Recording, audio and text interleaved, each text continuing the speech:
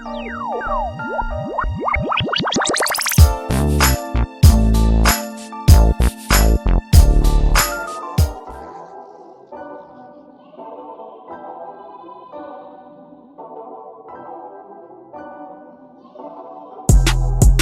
of the hardest things to do, of course, is recuperation. JB can attest to that for himself. One of the brothers that kind of did the same thing I did and came up out of it and renewed himself. A young man that I watched grow up from childhood, from the age of 11 to where he is today, and I think he took beautiful strides to get where he is today because he listened. You know, because whether you're doing wrong, whether you're doing right, people still gonna hate you. People still gonna have something to say. It is what it is, though. But they're gonna respect you at the end of the day. You know what I mean? How y'all doing? I'm B.The R&B sensation. Some of y'all may know me as just JB. Some of y'all may know me as just JJ or Jason. Anyway it goes, it's all the same person. This is part 2 to my documentary. I'm doing part 2. The first part took place in 2010.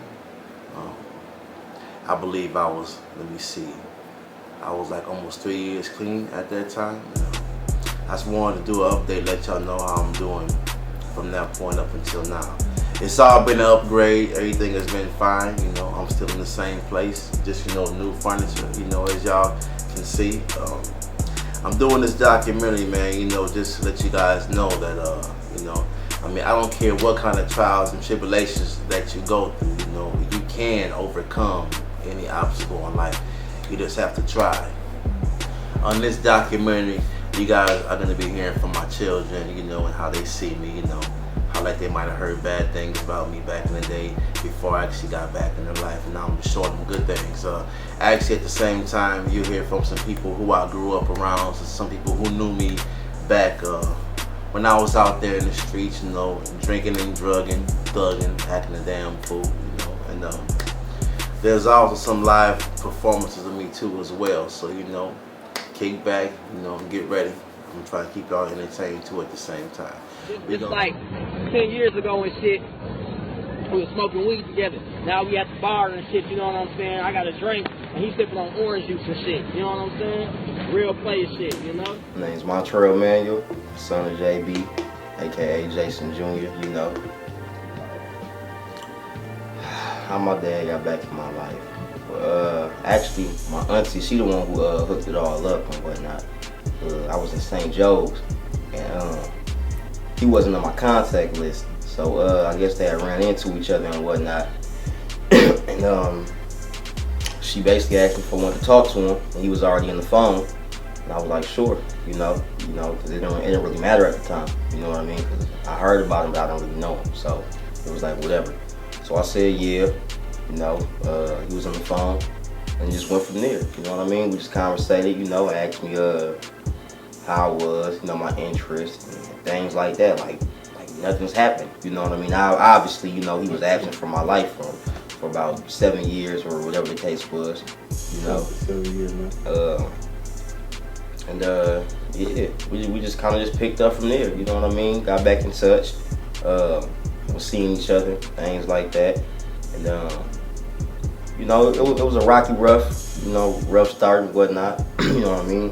Me and the team, me still finding myself, and you know what I mean, just no guidance, just reckless, just to say the least. And yeah, him with his usage, him still being in recovery, you know what I mean, and was a monster, a monster, you know what I mean. The J y'all see now, that's different. It's different. It's still unbelievable, you know what I mean. Hey, y'all know I was born in St. Paul, but I was raised in Minneapolis, you know, and it was pretty much always the south side of Minneapolis. I always stayed in the 30s, you know what I'm saying, in the 30s, you know, that's where I grew up at. But after Mom had moved down to Lansing, Michigan, back in, I think it was 1976, you know, once we moved back up here, this is the first place that we moved to. It was like 1981, 1980, 624. East 38th Street, man. A lot of good memories here, man, in this place, man. This is the back of 624 East 38th Street. But man, I remember, man, back in like 1980 or like 81, you know what I'm saying? We had moved up here. We all used to play kickball right here. We in St. Paul. We right in front of Twinstown. I came here May 18th of 2007, graduated July 17th of 2007. Been clean since then. Okay, my name is Mr. Jerome C. Copeland. It is an honor to be on this here documentary with one of the little brothers I know forever, JB. It's cool, but also I'm an outreach specialist, but I also run an organization called Center on You, COI, Team COI and whatnot. I'm the outreach director, but I'm also the co-founder. But we here not to talk about me, but we're here to talk about a close friend of mine, a young man that I watched grow up from childhood, from the age of 11 to where he is today, and I think he took beautiful strides to get where he is today because he listened. Even when I worked with him at the City Inc., which I really got to know him, he was a very listenable guy. I mean, he always listened to his elders. He was always respectful. I never seen him get off into very negative things in life. I mean, like star stuff. He never was a troublemaker or a bully type kind of guy. He always kicked back and did him, and that's what I really admire about him. And even as he's dealing with his endeavors right now today, I'm proud of him because we all could have went the other way, but he decided to make something of himself, and he stood on it for the simple fact he's a very determined and dedicated person to deal and strive for his goals, and he's standing on it. And that's what I really admire about him, because he can teach other youth the same thing, to not give up on yourself. Regardless of your trials and tribulations, you won't be all right, because all you have to do is believe in God, and he got your back. You know. So. My oldest daughter, Janice, is going to be 23 years old, July 17th of this year, which is 2016. Unfortunately, nobody knows where she's at, you know. I ran into her uncles, and they don't know where she's at. Nobody's heard from her. You know, it's kind of scary, you know. I guess in a way, that maybe no news could be good news, you know. In the gym with my son, Jason Jr., man. I'm trying to get buffed just like this, man. Yeah. What's up, y'all? It's Jason Brigham Jr. I'm the third oldest of JB's children. I sing, dance, rap, and write my own music. Growing up, I didn't really thought I really had a father like that until, you know, JB came in my life, you know, my dad. He came in my life. I used to wake up, you know, thinking about things like damn, do I have a dad? You know what I'm saying? Do I got somebody that act like me? Do I got somebody that sing like me? Somebody that's goofy like me? I used to always think that. I used to always wonder what was going on until he popped up on me in 2008 after I just got done getting my haircut. After I got done getting my haircut, my sister's boyfriend, which I guess I was calling him my brother too at the same time, because they I don't know how that goes.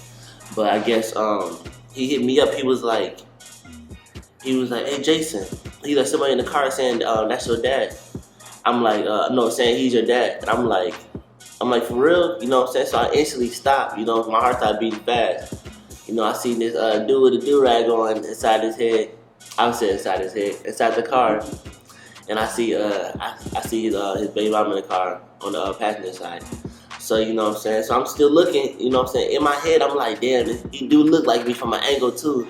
I'm like, he is dark skin like me too. So, you know what I'm saying? He was telling me that, you know what I'm saying, he wanted to, you know what I'm saying, be in my life, you know what I'm saying? He gave me his number, you know what I'm saying, gave me some money in my pocket.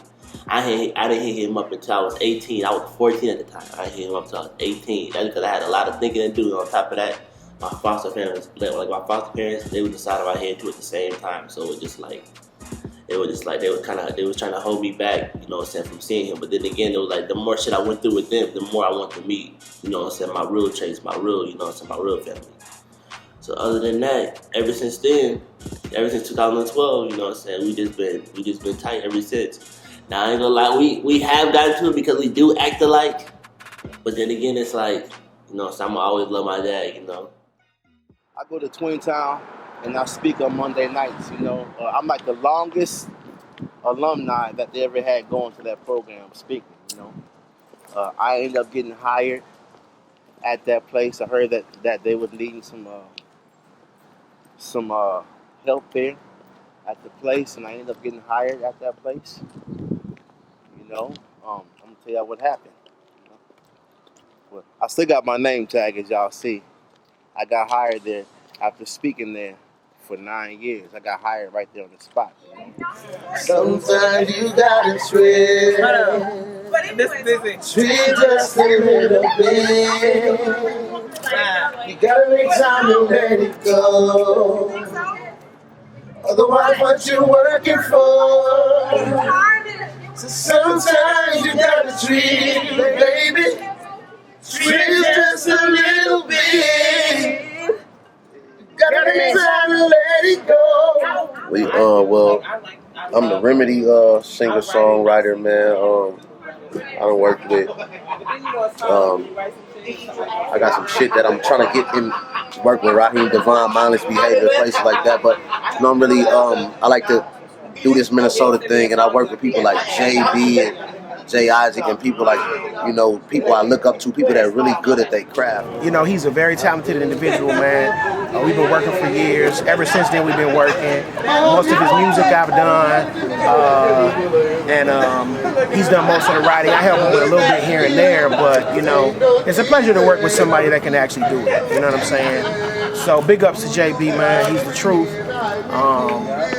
And I look forward to working with him in the future, man. Keep making good music, homie. Hey man, one of the coolest things just happened to me. You know, y'all know I've been clean for like 9 years. I ain't got high since May 18th, 2007. Actually, that's what my documentary is about, you know what I'm saying? Anyway, check this out. You know, I ain't gonna lie, you know, back in the day, back like when I was getting high and shit like that, man, you know, I would I ain't gonna lie, you know, I would swindle motherfuckers to buy their money, you know. Sell motherfuckers fake dope, or, you know what I'm saying, whatever it took. Take motherfuckers' money and things like that, you know. And I just ran into a dude here at Twin Town, man, and I was talking, you know, and I was speaking to the group and stuff. He's now an alumni here, though, too, but he's freshly out the joint. But anyway, he pulled me over, you know, after and said, yeah, man, I remember you, man, from you know, downtown back in the day, you know, at Lake in Chicago. And he said, and you beat me for my money one time. I said, for real? And he said, yep. I said, yeah, bro, that was me. Ain't no denying. I said, man, what I beat you for? And he said, $17. I said, you know what? I started going inside my pocket. He said, no, bro, keep that, man. You know what I'm saying? You know, that's in the past. I'm a new man now. But This right here is the first place, the first time I ever got high. I was like 10 years old. I was staying here in 84. Purple Rain had just came out. Yep. Had just came out. I was staying here in 84. I was 10 years old. I smoked my first joint. Hello, my name is Guy Bowling. I am the director here at the Father Project.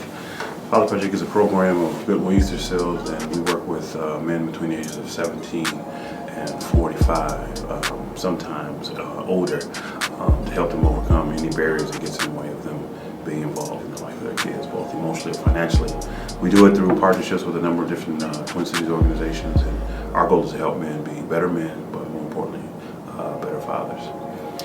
He was always the one that got up on stage, and he was real, just a talented young man with an incredible voice, and the impact that he had on the folks that was there. I mean, each and every time I see him perform, it always was something that moved me, and I got a chance to see him actually perform live, and so I was impressed. I didn't even know him, but the fact that I recognized his talent, his skills, and then he just carried himself in a way with confidence. You know, he may not want me to say this, but he's not the tallest guy, but he has a presence about him, and so he's in good shape.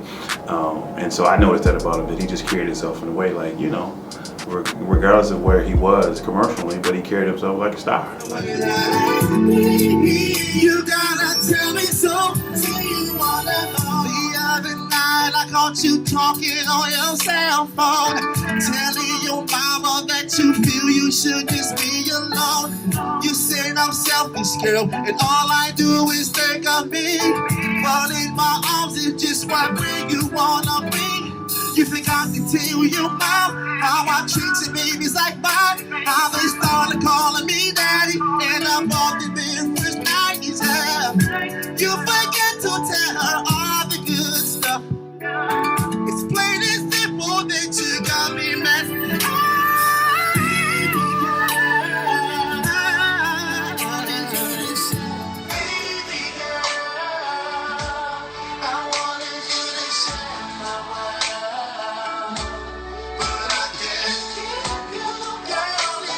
I remember when I was in Twinstown, you know, I used to hear like the other alumni come and speak, and I used to get like a lot of stuff out of what they were saying. But one thing that kind of tripped me out about some people is they'd be like, well, you know, I get discharged tomorrow, and you know, there's a liquor store 2 blocks from my house and all this, and I'm kind of nervous about that and nervous about this. And so I told myself, look, it's like this.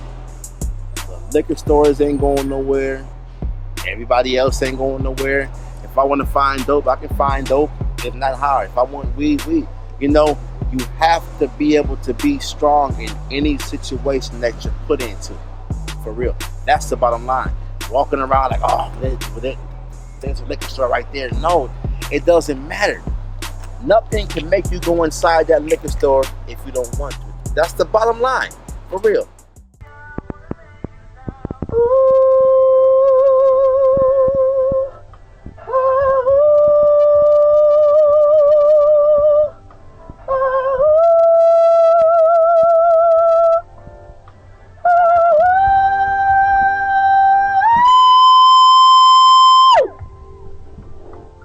No auto-tune. This is JB in the studio recording my cut. Let me lay you down. The revised version. Hope y'all enjoy it. Peace.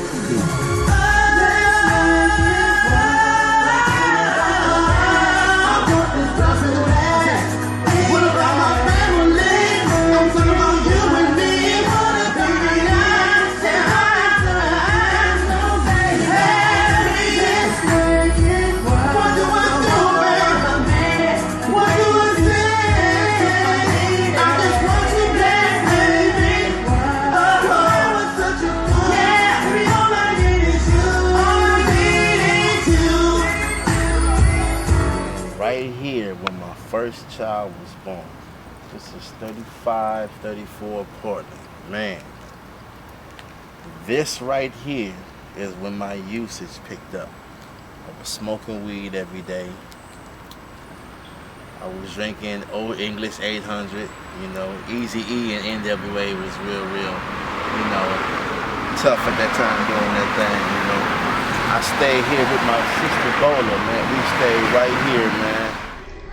Yeah, man, this my son, man. This my 17-year-old son right here, man.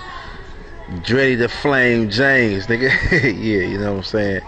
Me and my son spending the day, you know, taking my little guy shopping, you know what I'm saying? You know, nigga, that's what fathers do. You know what I'm saying? That's what fathers do, you know?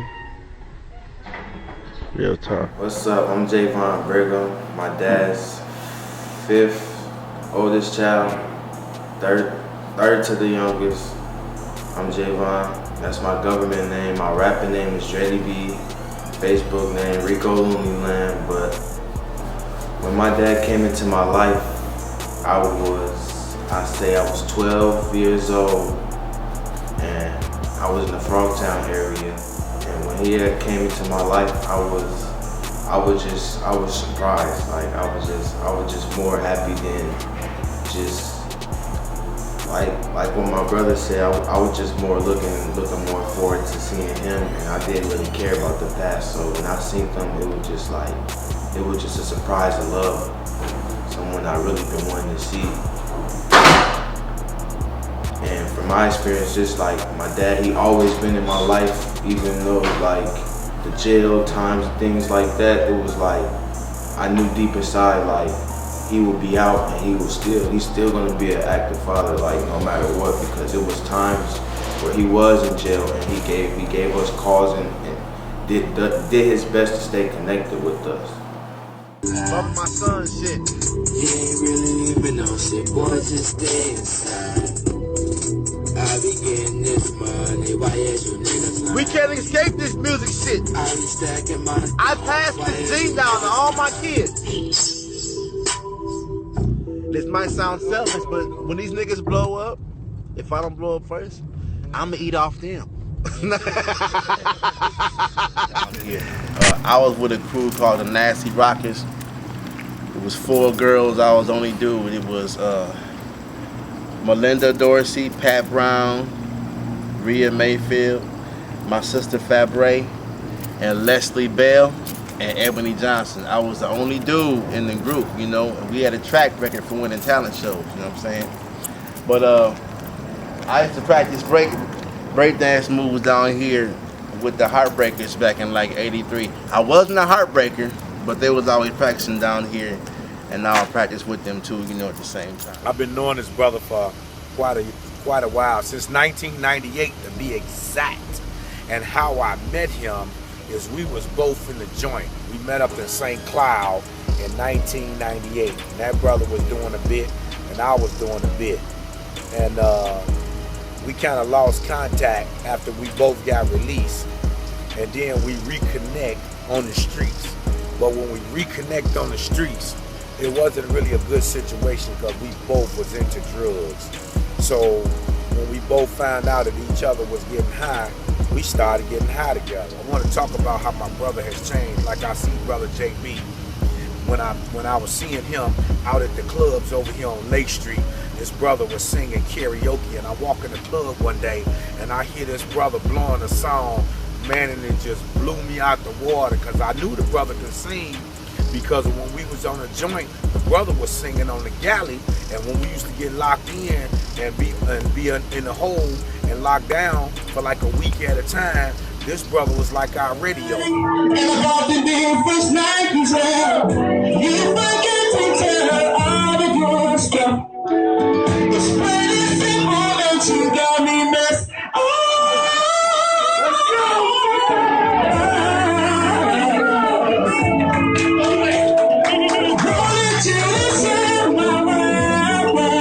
But to see him go further in his entertainment and be out here on the streets and performing and doing shows, and now he's into his children's life. That's what's real big. I ain't had no slip-ups. I never did smoke cigarettes. I haven't had no crack, no weed, no alcohol in 9 years.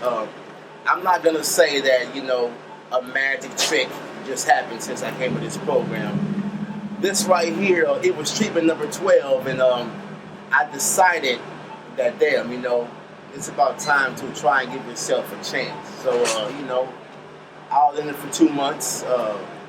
My last 30 days in this program, what happened was I got scared. I got kind of serious about going back out here on these streets. I told myself I was going to try my hardest to stay clean, and that's what I did.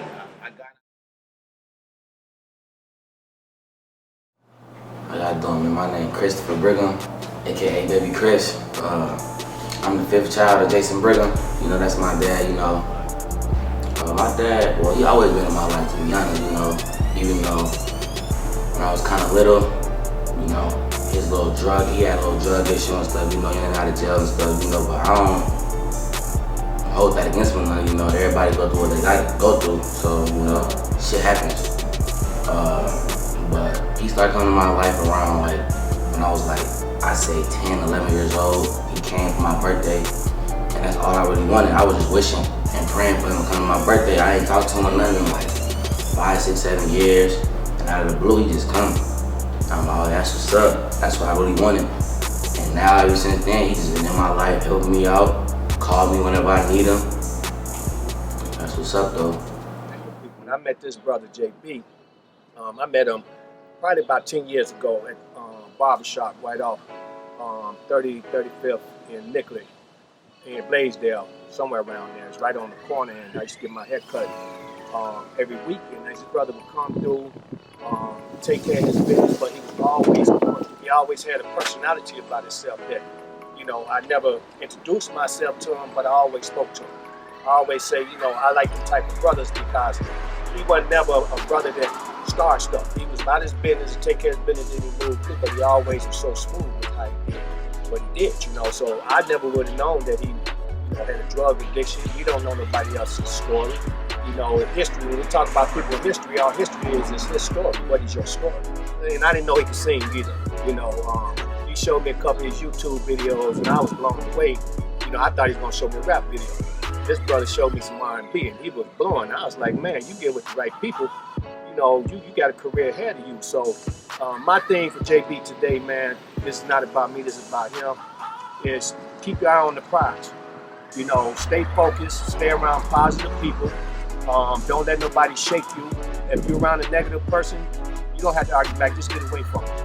Because that's not who you are. You know, and I always say, you can't be angry unless you allow somebody to make you angry. You know, and you're a bigger fool to argue with a fool. So and then I come to find out we got the same sign. You know, I'm not a person, I don't zodiac and stuff, but we got some of the same characteristics as cancers. You know, we kind of off to ourselves. We love people, but if you hurt us, we don't have nothing else to do with you. So, you know, I just want to encourage you, brother. Keep doing what you're doing. Stay positive, stay focused. And if you ever need somebody positive, you know, to talk to at any time about life, I'm always here for you, bro. But I'm pulling for you just like I'm pulling for myself every day. I appreciate that, man. No problem, brother. All right. Peace and love. I had thoughts about using, but that's just what they was. They was thoughts. I never acted on them. And as long as I didn't act on them, they started coming like every once in a blue moon, you know. So, you know, this place right here gave me a lot of tools, which I already had, you know. But it was up to me to put them tools to use. You know, man, any program out here, period, whether it's Twin Town or wherever you go, they can give you the tools to work with, but you gotta work with them. They can't do it for you. What's up, what's up? My name is Saran. Originally from Brooklyn, Coney Island, New York City. City's so nice you had to name it twice. But anyway, this is my man JB. I met him here at the Y. I was fortunate enough to meet him here. And we shared a lot of information together. One of the things I shared with him was coming up out of Brooklyn, you know, I was running dog style, you know, I was on the crack, I was on the cocaine, I was drinking, you know, I was doing all that nasty stuff. One of the hardest things to do, of course, is recuperation. JB can attest to that for himself. One of the brothers that kind of did the same thing I did. He came up out of it and renewed himself, reinvented himself, found invigoration inside of himself, you know. And one of the cool things that I noticed about it is that he shares that with people, and that is something that's a rarity. When you set your mind to something, you're a willful person. When two people of like mind get together of the same mind, they're a force of nature. When three people or more get together with that like mind, they're an act of God and they're unstoppable. Get with your brothers, get with your sisters, become a force of nature and an act of God. We stayed right there, and I remember the people I lived with at that time. I was 14 years old. They used to do crack and shit right in front of me, you know, like I wasn't even there, you know. And I would just ask questions, you know, how they make them feel, you know, how much was this, how much was that, you know, almost like an interview, you know what I'm saying? And they would tell me and stuff like that. And it never really crossed my mind at that time to, you know, actually do crack, you know. It didn't, you know. Also, that's a bad memory about living here. But a good memory about living here is I got my first piece in here. Real talk. I got my first piece in here. I was 14? Yeah, I was 14. Got my first piece in here. Yeah, y'all, it's Tuesday. This is my back day. You know, this is how my routine goes. On Monday, I do my chest. Tuesday, I do my back. Wednesday, I do my shoulders. Thursday, I do my legs. Friday, I do my arms.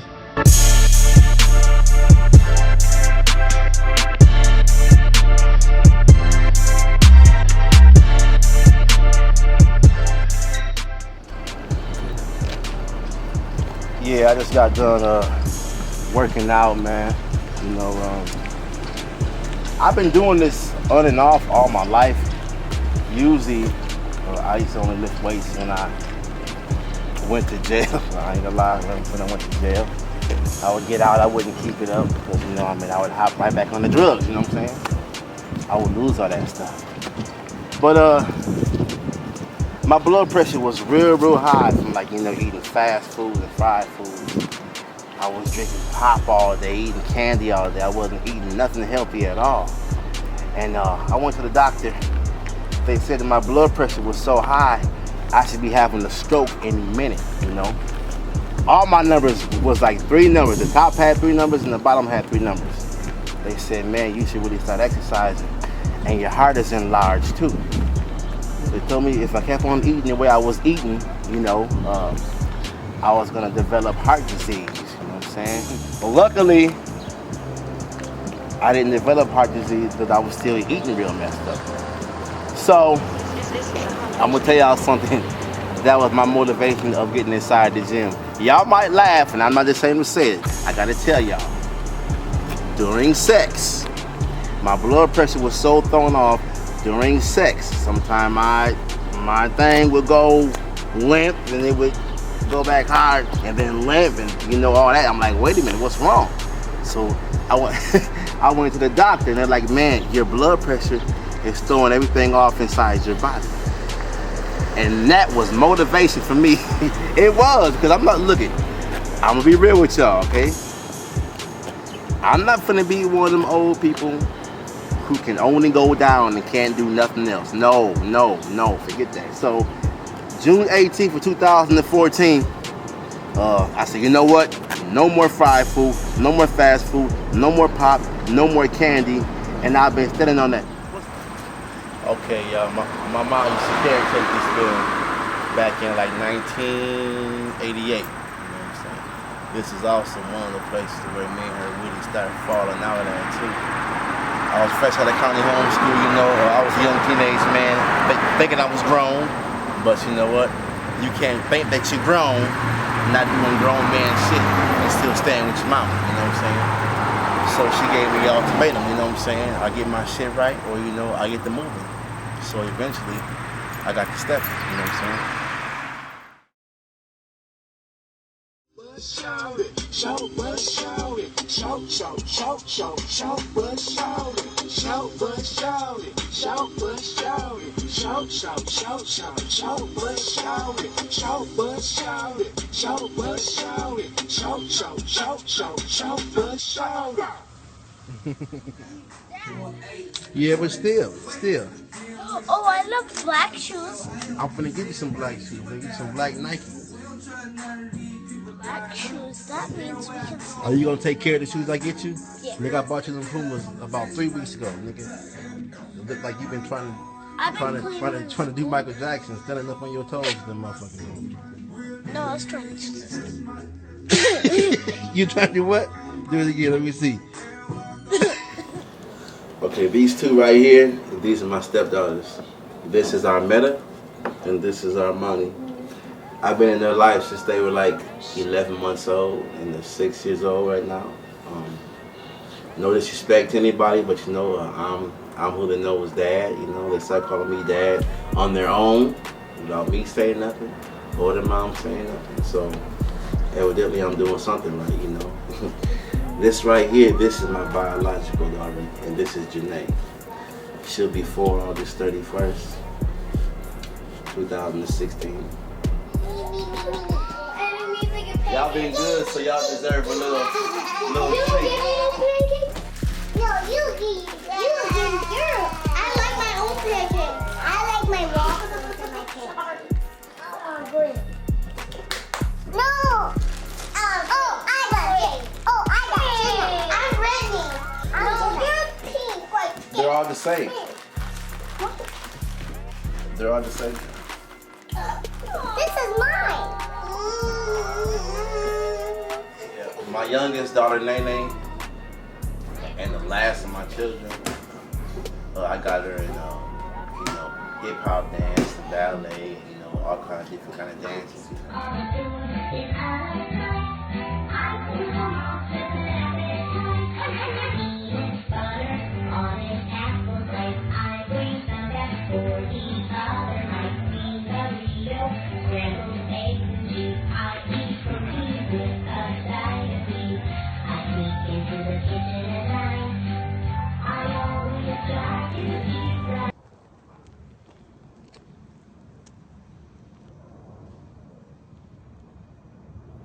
I'm gonna show y'all my crib. I'm gonna show y'all how I feel like a bachelor or just a person in general should live, you know.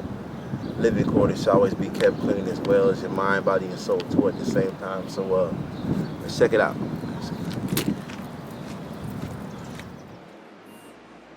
Here we are, my little castle. And I'm gonna tell y'all something real quick.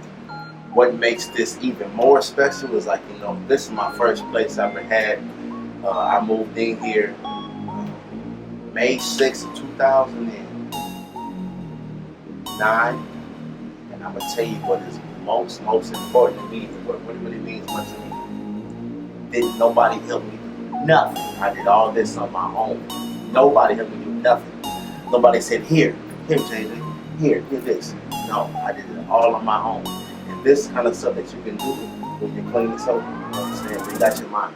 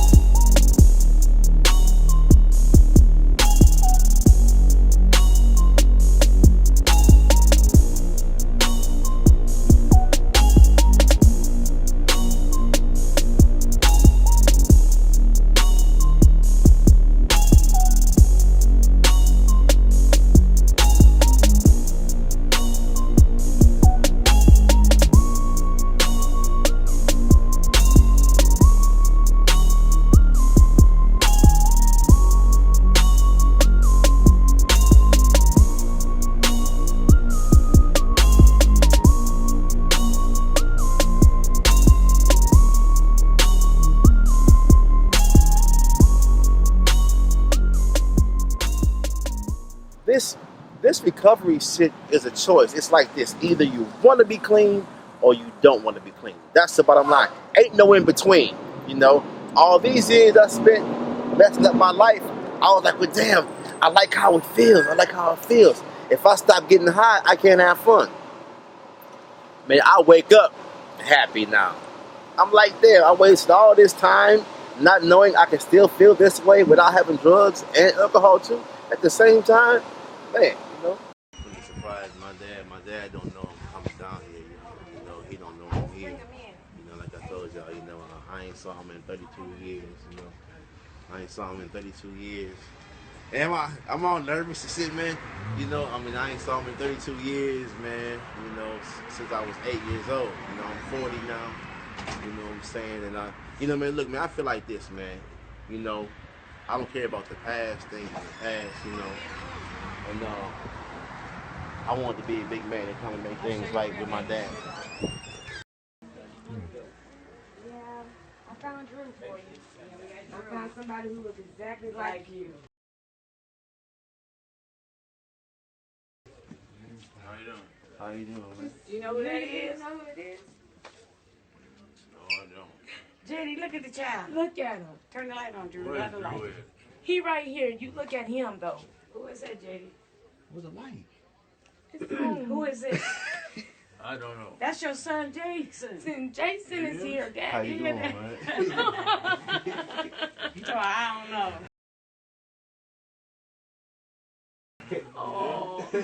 Don't get the tears. Like you. Did you recognize you? No, I didn't. You all right? He surprised you. He came down here to see you. You Man, surprised, man, Daddy? this is my pops, man. Y'all, man, look at the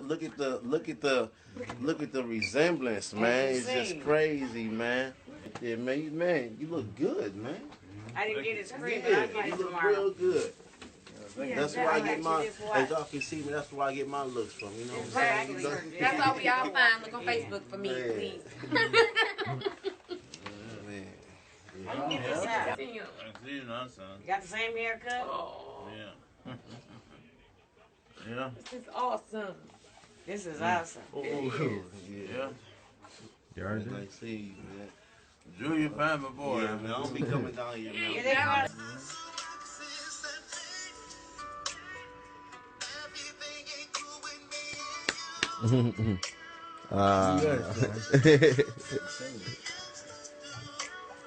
My dad, man.